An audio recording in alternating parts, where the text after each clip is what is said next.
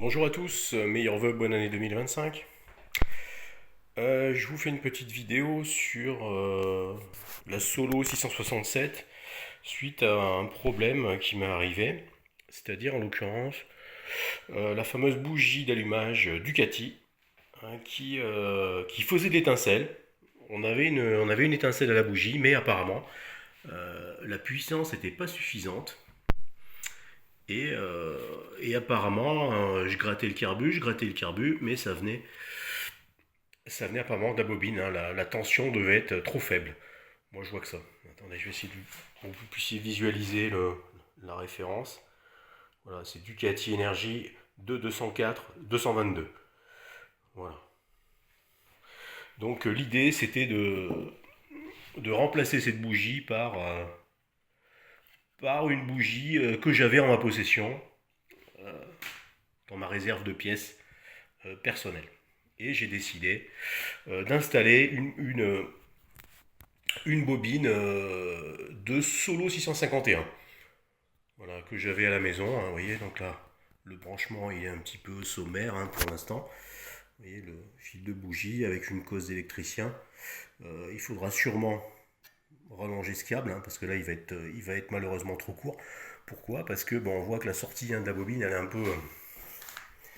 c'est particulier, hein, la sortie du fil avec cette bobine sera de ce côté. Alors qu'avec celle-ci, on avait une sortie, vous voyez, qui était au bout de mon doigt. Là. Donc vous voyez, on est à l'opposé au niveau au niveau de la sortie du câble. Donc ça c'est embêtant, hein. C'est clair que le câble repasse ici, vous voyez. Donc après il va falloir rajouter le cache, hein, ce cache là. Et après on a le lanceur qui vient se poser dessus là, avec les vis de fixation. Il y a 4 vis de fixation. 1, 2, un troisième ici là, quatrième ici. Donc là c'est vrai que ça fait une surépaisseur, ça coince un peu, mais j'ai quand même eu la bonne comment dire, je sais pas toujours les mots, hein, excusez-moi parce que je suis en train de filmer en même temps, donc c'est pas toujours évident pour moi. La bonne surprise, hein, voilà, d'arriver à redémarrer cette, euh, cette tronçonneuse hein, et à voir que le problème venait bien finalement, hein. Ça venait bien de cette bobine hein, qui n'était pas assez forte, hein. Pourtant, j'ai bien contrôlé celle-ci. Vous voyez, hein, je l'ai bien mis à la lumière pour regarder si elle n'était pas fendue. Si elle n'était pas fendue, vous voyez, elle est quand même en plutôt bon état, hein. Dedans, là, vous voyez, on voit le petit téton là, à visser, là, qui se visse dans le fil.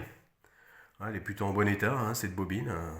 Mais malheureusement, là, j'avais essayé de gratter ici, là, vous voyez, parce qu'on avait l'impression qu'il y a un petit peu de corrosion. Vous voyez un petit peu de rouille là, mais en fait, hein, c'est bien soudé par points, cette espèce de petite tôle là, qui doit être sûrement reliée à la bobine. Elle est soudée par points sur les millefeuilles là, sur les millefeuilles enfin de la bobine là, je ne me rappelle pas comment on appelle ça. Enfin sur le, voilà. Je me comprends. Voilà. Et ça, cette cosse, c'est l'arrêt de la tronçonneuse qui est connecté. Vous voyez, hein, c'est ce fil noir qui est ici, là. On est connecté ici. Hop, on revient là, là. Et on va se promener jusqu'à l'interrupteur marche arrêt. Voilà. Donc ça, c'est ce qui permet de mettre la bobine à la masse. Pour celle-là, je ne l'ai pas encore branchée, hein. Cette petite bobine, je ne l'ai pas branchée. Donc on voit que c'est possible, hein. Donc maintenant, je vais vous expliquer comment j'ai fait, hein, parce que j'avais quand même un gros doute au début, hein. Vu la configuration hein, de ce fil qui sort d'ici, au lieu, je me répète, de sortir directement ici et de monter vers la bougie. Vous voyez, j'ai rajouté, voilà, l'idée c'était de rajouter une petite plaque en fer, rajouter un petit support à l'intérieur pour pouvoir venir fixer la bobine sur de la vis, hein, c'est du M5. Donc on perce à 4,2 et on perçait taraudé. Là par contre les trous existaient déjà, hein, puisque celle-ci là, cette vis là, vous voyez, c'était la fixation de la bobine. Donc c'était en fait, c'était comme ça, c'était cette fixation là. Voilà. Cette fixation-là, c'était, si je ne me trompe pas, c'était cette vis-là. Et là, il y avait un trou qui était déjà taraudé et qui ne servait à rien. Donc j'ai choisi de regarder qu'il était bien taraudé, de m'en servir. Vous voyez, de mettre une petite plaque. Alors ça, c'est une petite plaque c'est un support de menuiserie, ça vous le savez, c'est ce qu'on achète dans le commerce. Là, c'est des petites plaques pour joindre les bouts de bois. Donc j'ai taillé un espèce de triangle, là, vous voyez. Voilà, l'idée c'était ça. Tailler un triangle pour pouvoir venir tarauder. J'ai rajouté cette vis BTR. Il a fallu tarauder la plaque. Il n'y a qu'à cet endroit-là que c'est taraudé. Là, c'est juste, là j'ai percé à 5,5. Là, c'est percé à 5,5 aussi. Et vous voyez, ça m'a permis de faire une bonne fixation de la bobine. Voilà. Et après, il ne faut pas oublier aussi de régler l'entrefer. Il y a un l'entrefer à régler.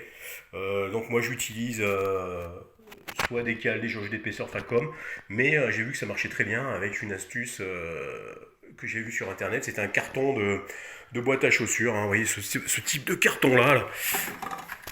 Enfin, ça c'est pas vraiment de la boîte à chaussures, ça. C'est un peu plus épais, vous voyez, c'est un petit peu ça. Ce genre de carton là, vous voyez, qu'on a, ça c'est du carton pour les yaourts. Vous voyez, ça permet, on le glisse derrière en fait. L'idée c'est de venir le glisser derrière. Au moment, bien sûr, on le glisse. À quel moment? Pas n'importe quel moment. On le glisse à l'endroit où il y a quoi? Où il y a l'aimant, les aimants qui se baladent, l'aimant ou les aimants. Vous voyez, l'aimant est ici, donc on va le glisser. L'idée, vous voyez, c'est de l'enrouler autour. On fait tourner le volant et on vient le caler entre la bobine et le rotor de la moto-ventilation, parce que c'est une tronçonneuse qui est moto-ventilée. C'est pas comme une mobilette. On a un ventilateur qui vient refroidir le bloc en aluminium. Voilà, donc en fait, on se rend compte que c'est possible. J'ai été surpris parce que ça, en fait, c'est une bobine de Solo 651 SP. Alors par contre, qu'est-ce qu'il faut faire attention? Ça, c'est primordial. Il faut regarder bien sûr un peu l'encombrement de la bobine, parce que comme je vous ai dit, là, sur celle que j'ai installée, la sortie de fil, elle est en bas. Donc ça, c'est embêtant. Donc déjà une chose. Et ce qu'il faut regarder, l'important, c'est la cote. Ça, c'est important. La cote entre, vous voyez, le tournevis, là, le milieu de la lumière qui est là, et l'axe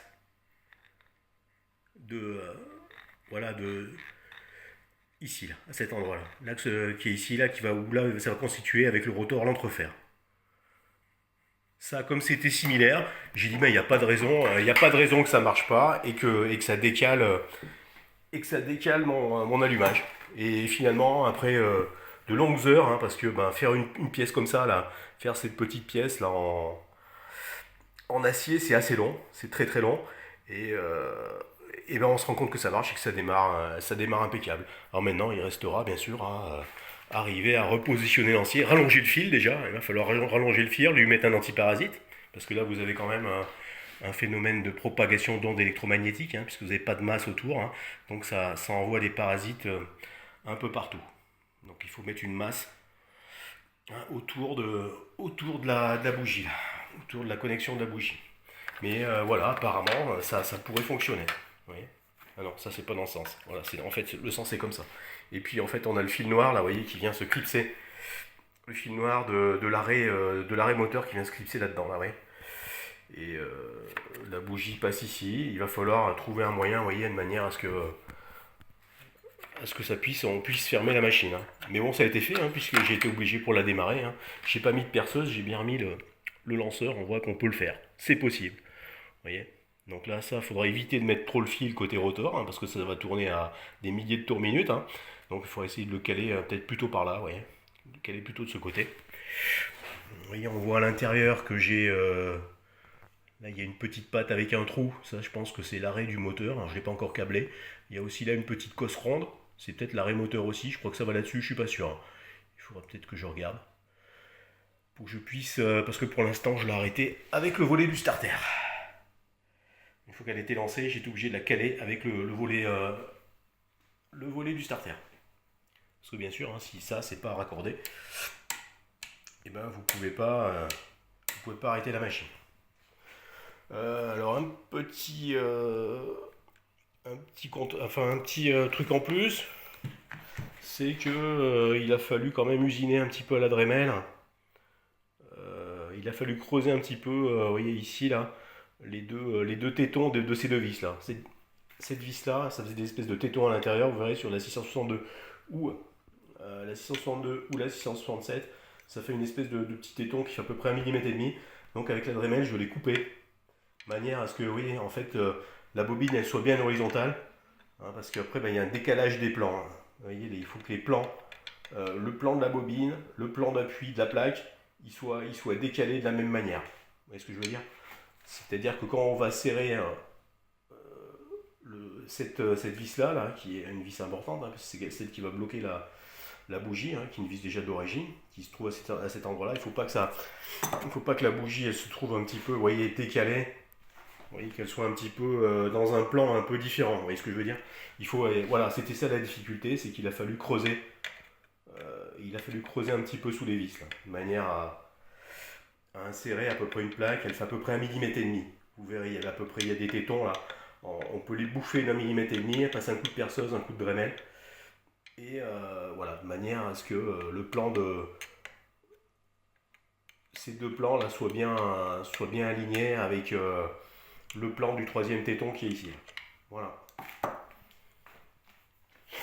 J'espère avoir répondu à vos questions. J'ai été vachement surpris, hein, sur cette histoire de bobine Ducati là, qui m'a lâché. Je sais, j'ai pas compris pourquoi, parce qu'il y a de l'étincelle, mais ça n'arrivait pas à enflammer l'essence. D'ailleurs, hein, moi j'ai travaillé sur des gros moteurs de cogénération, des gros moteurs de cogénération, et c'est vrai qu'on avait un appareil, pas pour voir l'étincelle, mais pour mesurer la tension, hein, qui sortait en milliers de volts, qui sortait au niveau d'ici. Et si c'était pas suffisant, on changeait la bobine. Voilà. Puisque sur ces gros moteurs de cogénération euh, qui